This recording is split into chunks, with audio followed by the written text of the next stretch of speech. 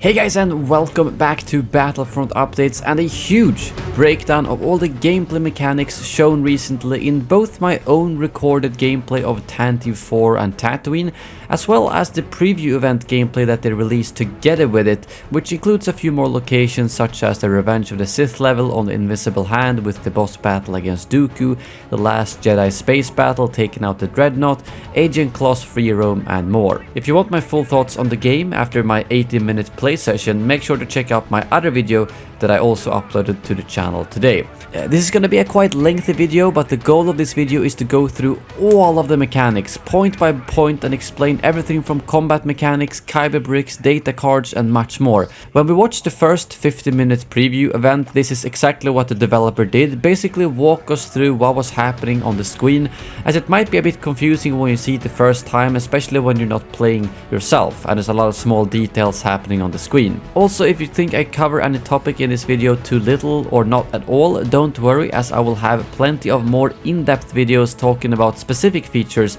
in the coming days that are going to be a bit shorter and focused around one area. And also make sure to leave a comment below if there's any specific features that you want to know more about that I don't cover in this video. But I wanted to get one big video out first to cover most of the important stuff, so grab some popcorn and something to drink and let's get straight into it.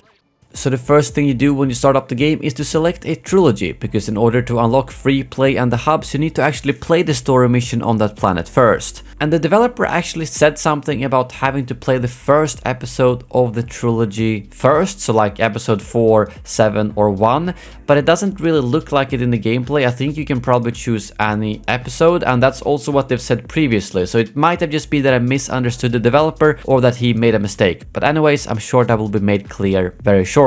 But you obviously start off on Tantive 4 with Leia and Captain Antilles, and one of the first things you might notice is the new objective markers. They clearly show where you're supposed to walk, both where to walk and also how many meters until your next main objective. And in the top left corner you can see a description of what your next objective is. And you can actually choose to track whatever mission you want. It will usually default to the story missions, but like you can see right here, if you pick up a mission from like a character in free play, you can choose to track that mission either by going into the menu and select track, or usually when you pick up the quest it will give you a pop-up saying, do you want to track this quest? Personally, I think this objective and tracking system is very nice, and that's also something I noticed when playing on Tantive 4, that in old games you might not really know which way is the main way and which way is like an extra path, and depending on what your goal is, it's good to know. So I think people will be a bit split about this. Some people might feel like it's holding your hand too much, whereas others might like to know where the main path is so you can actually go all the extra paths to look for collectibles, mini kits and stuff like that. And you might actually be able to turn off this mission tracker, although I haven't confirmed that myself. Next up we have the combat and camera angles, also something you will obviously pay attention to right at the start. The camera is more zoomed in than in previous games, which makes the aiming easier, no matter if you're shooting with a blaster or if you're like throwing objects with the force. At first I thought it was a little bit annoying, as I just came from playing the old LEGO games, as it made it feel like a very cramped space, but then once you get into it and get used to it, you realize it's for the better, and with the new aiming system it makes a lot of sense. Whenever you shoot or hit someone, you see these damage pop-ups that indicates how much damage you dealt with that particular shot or hit, and it takes multiple hits to take them out, a lot more than previous games where it was usually a one shot. But I've also noticed that there's less enemies, but they need more hits to take down. In the previous games you could have like 15 stormtroopers run in and you do one slam and they all die, and that's not how the combat works here, but it's more about taking out one at a time or slowly taking down all of them with AoE abilities. You can also see these classic white hit markers when you hit someone, like most shooter games have, and the hit marker also turns orange when you deal a killing blow to an enemy. Small little detail, but might be good to keep track of. Being able to aim freely makes taking out enemies a bit harder than previous games, but so much easier to break stuff around the room and actually choose who or what you want to fire on, especially with the full control over the verticality verticality. That's always something I thought was annoying in the old games, where if you needed to shoot something like up on a ledge, that was really hard. You had like jump or try to do weird maneuvers to actually make it work. So the free aim here makes that a lot easier. And like I've mentioned before, there will be settings that you can activate that basically gives you like aimbot or at least a little bit of help depending on what you want to play with. So all the gameplay you see here is with like full free aim, but you can make that easier if you're really not comfortable aiming yourself. Next up, we have the melee combat. The normal attack is on X, but you can also combine that with like A and B, and button mashing still works fine, but if you do use the same attack too many times in a row, the enemy will start blocking and you will get a prompt to use another attack type. So it's a little bit of depth they added to the game, but that doesn't make it too hard. You can also counterattack the enemies, so for instance when someone sneaks up on you, you will see this red exclamation mark followed by a prompt to press Y, and if you do so, you will perform a counterattack. It will vary a lot depending on characters and situations, but with Leia you simply throw the stormtrooper over your head. I think the red exclamation mark doesn't necessarily have to mean that you will be able to do a counterattack, but that seems to be when you like aggro the enemies. But I noticed that most of the times when that exclamation mark popped up, a millisecond later the counterattack prompt would pop up as well. Sometimes you will see these red markers on the floor shown in multiple examples throughout the gameplay, and it's basically a warning that you will get damaged if you stand there. It could be anything from a grenade that's about to explode or Dooku about to do a charge, so it's pretty straightforward like in many games, but keep an eye out for red areas on the floor and try to avoid them. When it comes to lightsaber and Jedi combat, with Jedi characters you can string lightsaber attacks together similarly to how you do with melee characters. But on top of that, you can also throw your lightsaber freely with the right trigger and also pick up random objects or characters to throw in the direction you aim. With left trigger you can also block and deflect blaster bolts. So the whole being able to pick up pretty much anything and throw is vastly improved from the old games, and I think it's probably going to be the most effective way if you don't want to get up close. Simply pick up, throw, pick up, throw, pick up, throw. And now let's mention the thing you're probably thinking about, the combo meter that you've seen throughout all of this combat gameplay. The combo meter over to the right shows the kind of attacks that you've stringed together, like the last 5 hits basically. Every 5 hits it will increase the multiplier on top, and the bar to the right that you can see slowly going down shows how long you have left before the multiplier expires, and every time you hit an enemy it fills up again. The number at the bottom indicates the amount of attacks you've hit without letting your combo meter expire. So basically, hit 5 times you go double multiplier, hit another 5 times you get triple multiplier, hit another 5 times you get quadruple multiplier, and so on. So what does this multiplier actually do? As far as I understand, all it actually does is give you studs. Every time you increase the multiplier, you will see a few studs fly over to your collection. And when your combo meter then resets after a fight, you will see a much bigger chunk of studs fly over to your collection, and the higher the multiplier is, the more studs you will get. Basically rewarding you for staying in combat for a longer period of time instead of just taking out one enemy at a time. There could be more stuff to this combo meter, and I'm trying to get some clarification from TT Games, and I will get back to that in a later video, but that's what they told us about, and also what I got from dissecting all this gameplay, that it mostly affects your studs. Next up, I wanted to talk about the multiple choice gameplay that you might have seen a couple of times throughout this gameplay. First of all, we have this area on the Tantive 4 where you get the option to either build and use a water cannon to take out the fire, or build a blaster cannon and kill all the troopers. If you use the water cannon, you will be able to walk through and then activate a little puzzle that will suck all the stormtroopers into space instead of you having to shoot them. A quick note also that this orange box that you use to activate the event is actually called a hero terminal, as indicated by the color of it and the icon on the floor, and I think it's only hero characters that are able to activate them, same as there are other terminals that only other classes can activate, like we see R2 and C3PO do later in the gameplay. Rewards and challenges depend a lot on which way you pick. Here for instance, you get a level challenge completed by sucking the troopers out into space instead of killing them. Another thing I also noticed here is that you find the second gonk droid here. here, which is needed to unlock a mini-kit later on the level. In my playthrough, I picked the left way, and therefore I missed the second gonk droid and couldn't access this mini-kit that you see in the background. Another example of having a choice is later in the level, where C-3PO can choose between either taking over a turret and killing the troopers, or setting off the fire alarm, forcing them all to run out of the room. I don't think there's a right or wrong way to tackle these missions, but sometimes one of the challenges might be tied to one of the options, so it wouldn't surprise me if we have to play every level twice and actually try both ways. So what about True Jedi that you're probably seeing on top of the screen? The True Jedi feature is obviously back, but it works a bit differently.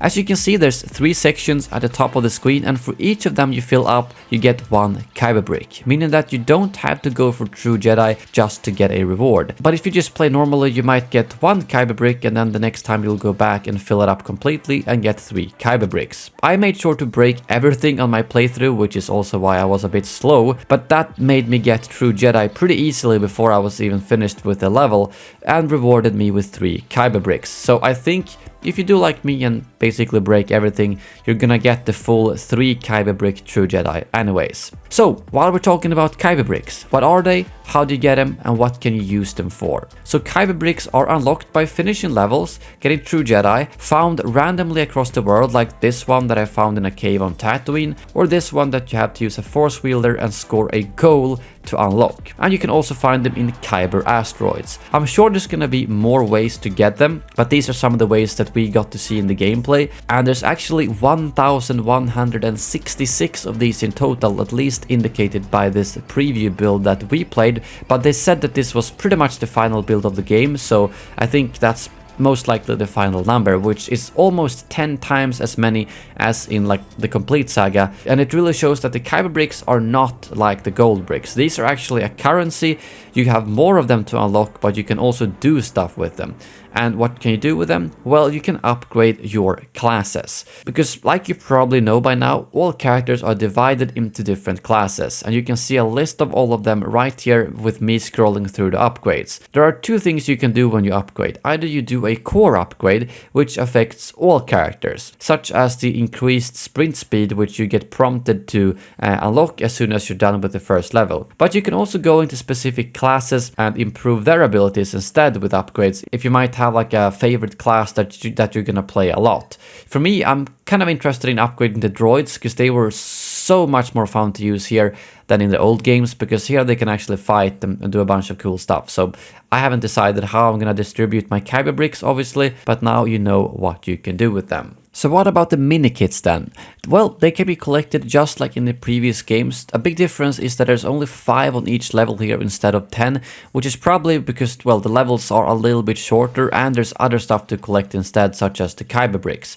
I found one at the end of the map here, and then also one which I mentioned earlier that I needed 2 gonk droids to unlock. And I think this secret spot I found up here might also have been for a mini-kit. If you manage to find all 4 of these bats, you'd probably unlock a mini-kit. If you get all 5 mini-kits in a level, you unlock a microship, which are pocket-sized vehicles. I'm not really sure what microships mean and if it's something you can use or if it's more like a companion that follows you around, as we didn't get to see any microship gameplay in the preview. A list of all the mini-kits are available as Rumours, and that's the next thing I wanted to talk about, Rumours. It's something brand new for this game, and it's available for ships, missions, mini-kits, Kyber Bricks, and pretty much everything unlockable in the game. And it's basically what the name says, a rumor for that particular unlock. You can buy it for studs, and it gives you hints on how to unlock that specific thing. If it's a mission you haven't started, it could give you the location of the mission. If it's a ship, it will give you the instructions on how to unlock it. Some rumors can be unlocked in the world by just talking to random characters, such as when I talked to this Jawa, which unlocks a rumor for this mission. And I'm not sure how useful this feature is going to be in 2022, because sadly most people tend to look up how to unlock stuff on the internet instead of like buying an in-game tip for it. Because I can also confirm that you don't have to get these rumors. You can go straight for the unlock, no matter if it's a challenge mission or you can buy it for studs, but you don't have to get these rumors, which is why I think most people are probably not gonna get them unless it's like at the beginning when no one knows how to unlock everything. But I think it could be a little bit fun to unlock these for something that you really want. So next up we have Freeplay, because when you're done with the first mission, or really really any mission, you often arrive at the hub or open world area, and here you can choose if you want to go straight to the story marker and continue to the next level, or if you want to roam around and look for Kyber Bricks or side quests. Like right here, we obviously get to Luke's home, and you can either go straight to R2 and follow him to Obi-Wan and continue the story, but you can also go around and do a bunch of other stuff. Like right here you can see a side mission where you get to protect a gonk droid, or do a speeder race for medal, or simply look for Kyber Bricks. So that's all up to how you want to play the game,